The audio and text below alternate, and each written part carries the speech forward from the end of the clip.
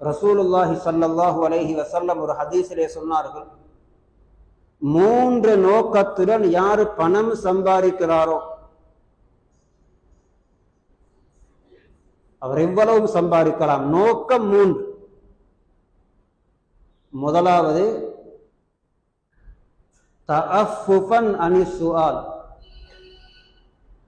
நான் யாரிடத்திலும் கை நீட்டக்கூடாது, என்னுடைய தேவைகளை ஹலாலான வழியில் நானே நிறைவேற்றிக் கொள்ள வேண்டும். இன்னும் ஒருவரிடம் எனக்கு எதிர்பார்ப்பு உண்டாக கூடாது, இன்னும் ஒருவர் உதவி செய்யட்டும் என்ற அப்படியான எண்ணம் எனக்கு வரக்கூடாது, இன்னும் ஒருவரிடம் நான் தங்கி வாழக்கூடாது. எனக்கு வரக்கூடிய தேவைகளை நானே ஹலாலான வழியிலே நிறைவேற்றிக் கொள்ள வேண்டும் என்ற நோக்கத்திலே சம்பாதிக்கிறோம். இரண்டாவது சயன் அலல் இயால், என்னுடைய பொறுப்பின் கீழுள்ள மனைவி பிள்ளைகள்,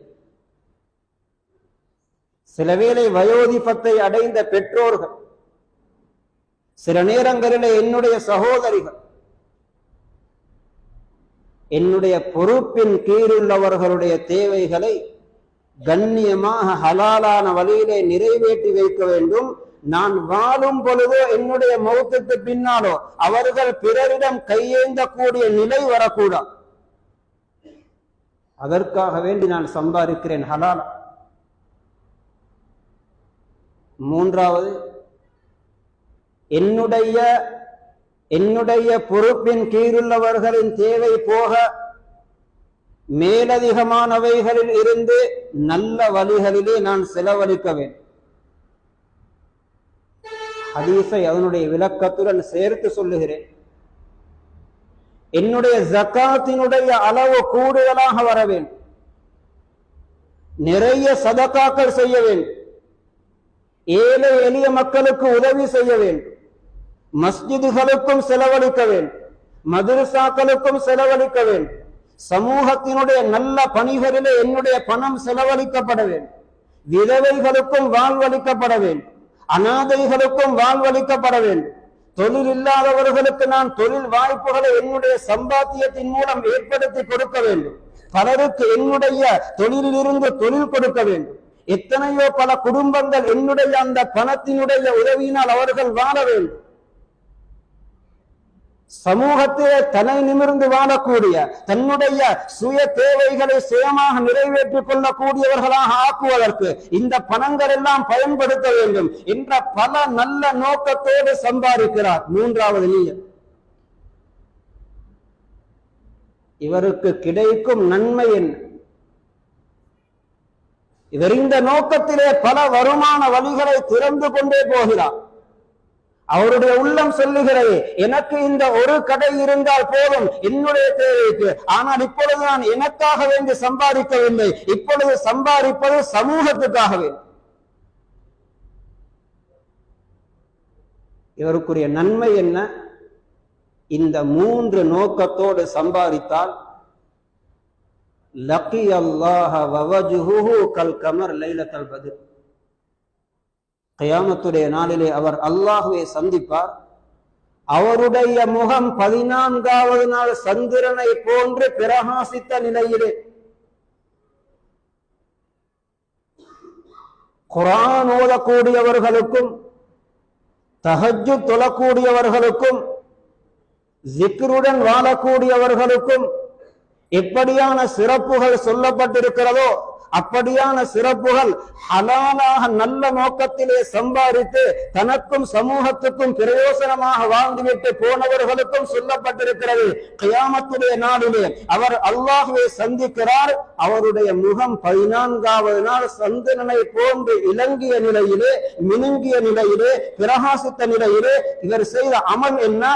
நல்ல நோக்கத்தோடு உலகத்திலே பணம் சம்பாதித்தார் ஹலாலான வழி.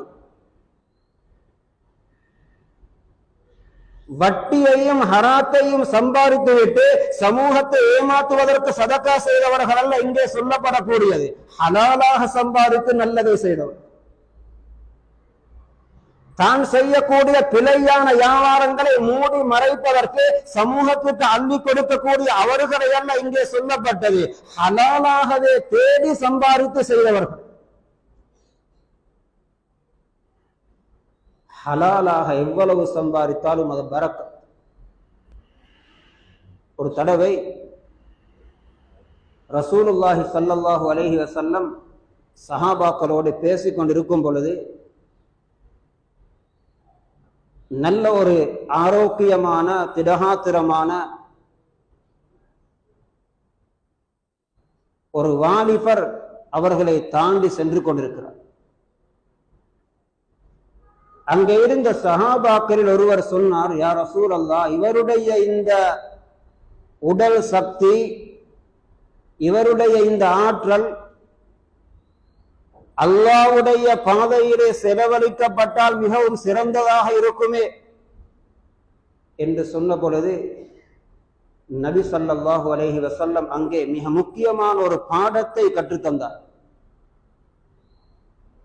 இந்த இஸ்லாத்தை, இந்த தீனை நாம் குறுகிய கண்ணோட்டத்தில் எப்பொழுதும் பார்க்க கூடாது. இந்த மார்க்கம் விசாலமா சொன்னார்கள். அந்த வாலிபர் தன்னுடைய தேவையை ஹலாலாக நிறைவேற்றுவதற்காக வேண்டி சம்பாதிப்பதற்கு செல்லக்கூடியவராக இருந்தால் அவரும் அல்லாஹ்வுடைய பாதையிலே இருக்கிறார். அந்த வாலிபர் தன்னுடைய பொறுப்பின் கீழுள்ள சிறிய பிள்ளைகளுக்காக வேண்டி சம்பாதிப்பதற்குத்தான் சென்று கொண்டிருக்கிறார் என்றால் அவரும் அல்லாஹ்வுடைய பாதையிலே இருக்கிறார், இபாதத்திலே இருக்கிறார்.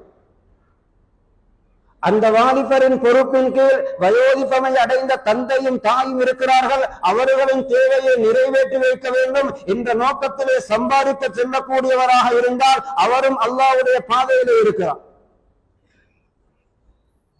பேருக்கும் புகழுக்கும் பெருமைக்கும் சம்பாதிக்கக்கூடியவனாக இருந்தால் கோடீஸ்வரன் என்ற பெயர் வாங்கவே.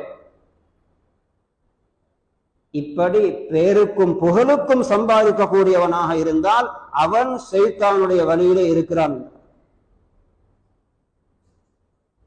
கண்ணியமானவர்களே, மதிப்புக்குரியவர்களே, இஸ்லாம் எங்களுக்கு சிறந்த வழிகாட்டல் செய்தது. ஹலாலாக சம்பாதித்து ஒருவன் தானும் பிரயோசனம் அடைவதோடு சமூகத்துக்கும் பிரயோசனங்களை ஏற்படுத்துவதோடு வாழும் பொழுது அவர் அதன் மூலம் துனியாவையும் சம்பாதிக்கிறார், மறுமையையும் சம்பாதிக்கிறார். இன்று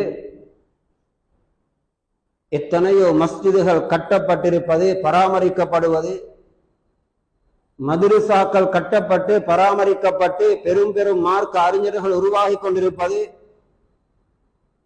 எத்தனையோ ஏழை எளிய மக்கள் கஷ்டவாளிகள் பிரயோசனம் அடைவது, மஸ்ஜிதுகளிலே ஊர்களிலே உள்ள பைத்து ஜகாத், பைத்துல் மால் போன்றவைகள் பல லட்சக்கணக்கான கோடிக்கணக்கான ரூபாக்களோடு சமூகத்துக்கு பிரயோசனமாகுவது, இந்த பணங்கள் எல்லாம் யாருடையது?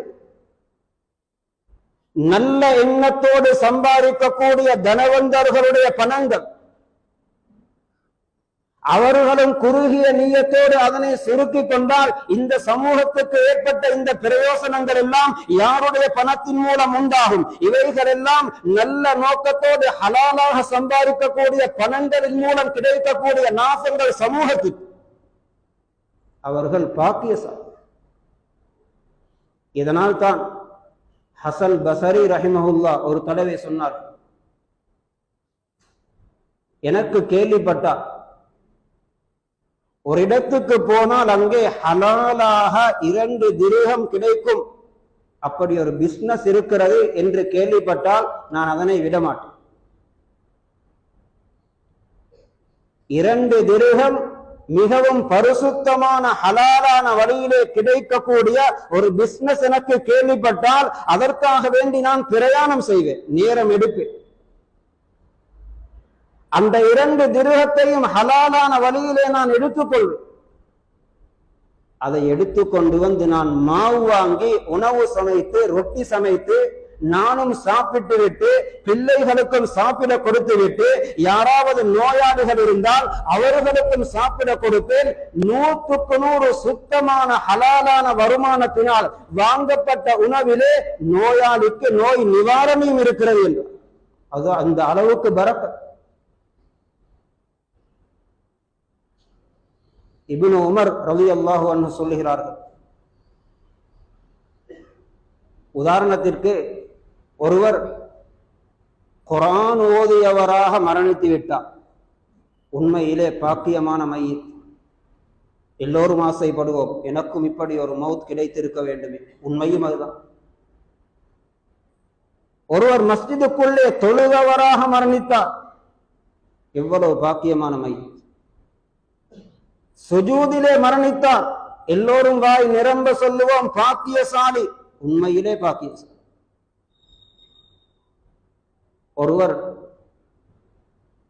பேமெண்டிலே வியாபாரம் செய்தவராக இருக்கும் நிலையிலே, வியர்வை வடிந்த நிலையிலே ஹலாலான சில பொருள்களை வைத்துக் கொண்டு சம்பாதித்துக் கொண்டிருக்கிறார். அப்படியே மரணித்து விட்டார். ஹலாலான ஒரு வியாபாரம் கெஷியரிலே அமர்ந்தவராக இருக்கும் நிலையில் அப்படியே மரணித்து விட்டார். ஹலாலான வழியிலே திரிவில் ஓட்டி அவர் ஹயர் ஓடி சம்பாதிக்கிறார். ஓடிக்கொண்டிருக்கும் பொழுது அப்படியே மரணித்து விட்டார். ஒரு கூலி தொழில் செய்து கொண்டிருக்கிறார். அப்படியே களைப்பாக ஏதோ ஒன்று ஏற்பட்டு மரணித்து விட்டார். இந்த மௌத்தை பற்றி என்ன நினைப்பீர்? சிலவேளை சில சொல்லலாம், என்ன செய்ய, இவர் துனியாவிலே ஈடுபட்டு கொண்டிருக்கும் பொழுது மரணித்து விட்டாரு. இப்னு உமர் ரலியல்லாஹு அன்ஹு சொல்லுகிறார்கள், நான் அல்லாஹ்வுடைய பாதையிலே மரணிக்கக்கூடிய அந்த மௌத்துக்கு பின்னால் ஆசை வைக்கக்கூடிய விரும்பக்கூடிய மௌத் என்னவென்றால், நான் ஹலாலாக சம்பாதிப்பதற்காக வேண்டி பொருள்களை எடுத்துக்கொண்டு வருகிறேன். அந்த இடத்திலே எனக்கு சம்பாதித்துக் கொண்டிருக்கும் பொழுது, அந்த பொருளை நான் வாகனத்திலே எடுத்துக்கொண்டு வரும் பொழுது எனக்கு மௌத் வருகிறது. நான் விரும்பக்கூடிய மௌத் என்கிறார். ஹலாலாக சம்பாதிப்பது இபாதத். அவர் அல்லாஹ்வுடைய பயம் இருப்பதினால் தான் பொய் பேசாமல் சம்பாதிக்கிறார், வட்டியோடு சம்பந்தப்படாமல் சம்பாதிக்கிறார். இது மார்க்கத்திலே அனுமதி வழங்கப்பட்டதா இல்லையா என்பதை யோசிக்கிறார். ஏமாற்றாமல் சம்பாதிக்கிறார். அல்லாஹ்வுடைய பயம் இருப்பதினால் தான், மறுமையின் சிந்தனை இருப்பதினால் தான். எனவே இப்படி மார்க்க வரையறைக்குள் இருந்து பணம் தேடக்கூடியவர்கள், சம்பாதிக்கக்கூடியவர்கள், சம்பாத்தியம் ஹலாலான எதுவாகவும் இருக்கலாம், அவர் அந்த சம்பாத்தியத்தின் மூலம் இபாதத்திலே இருக்கிறார். அதன் மூலம் அல்லாஹ்வுடைய சந்தோஷத்தை அடைகிறார். அந்த நிலையிலே மௌத்து வந்தாலும் அது சிறந்த மௌத், அது சந்தோஷப்படக்கூடிய மௌத். அல்லாஹ்வின் நல்லடியார்களே, பெரியோர்களே, சகோதரர்களே, ஆனால்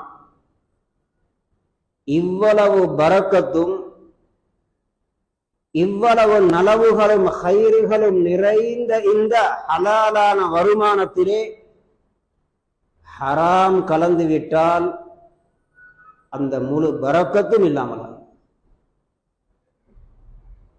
ஹலாலை சம்பாதித்த குழந்தைகளுக்கு நாம் தேவைகளை நிறைவேற்றி வைக்கும் பொழுது அவர்களுடைய அறிவிலும் பரக்கத்து உண்டாகிறது, அவர்களுடைய நினைவாற்றலிலும் பரக்கத்து உண்டாகிறது, அவர்களுடைய புத்தியிலும் பரக்கத்து உண்டாகிறது. அவர்களுக்கு நல்ல எண்ணங்கள், சிறந்த எண்ணங்கள் தோன்றுகிறது.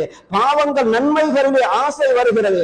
ஹலாலாக சம்பாதித்து கொடுக்கப்படக்கூடிய பணத்திலே அந்த அளவு வெளிச்சமும் ஒளியும் பிரகாசமும் இருக்கிறது.